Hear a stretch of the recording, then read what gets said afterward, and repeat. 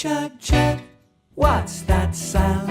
It's Fergus Ferry on his round. He's happy and merry, a brave little ferry. Fergus never says no. Chug, chug, chug.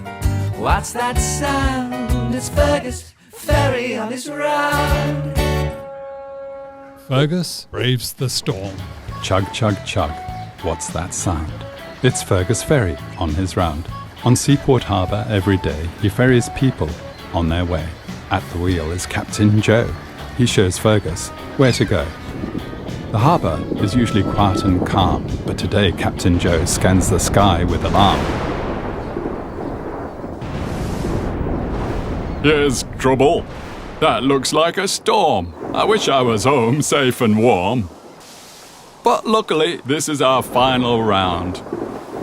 We'll soon be docked at the quay, safe and sound. Then suddenly, something catches Joe's eye. There's a yacht in distress. He hears a faint cry. Help us, please! Our boat's going to sink.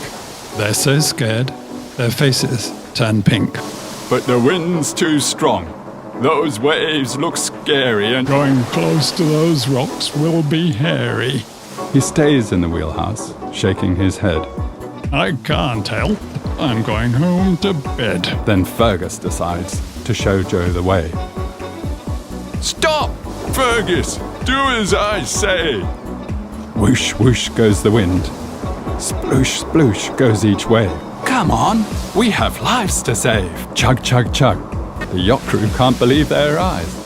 Fergus Ferry? What a surprise! Come on, Captain Joe, throw us a rope. You're our only chance and our only hope. Captain Joe climbs down onto Fergus's deck. I hope you realise I'm risking my neck. He tosses a rope. The crew knots it tight. 3 half hitches should be all right. The rope goes tight and off they go.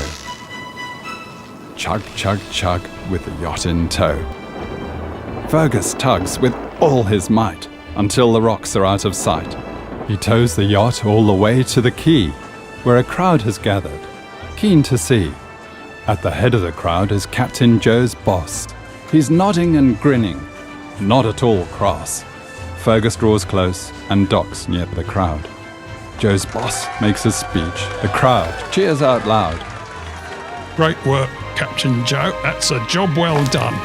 Braving that storm can't have been much fun.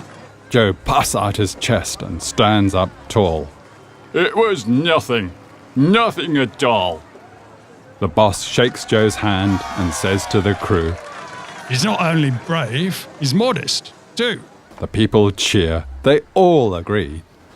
When Joe is alone, at last on the quay, he turns to Fergus and says to his friend, That crew, but for you, would have met their end.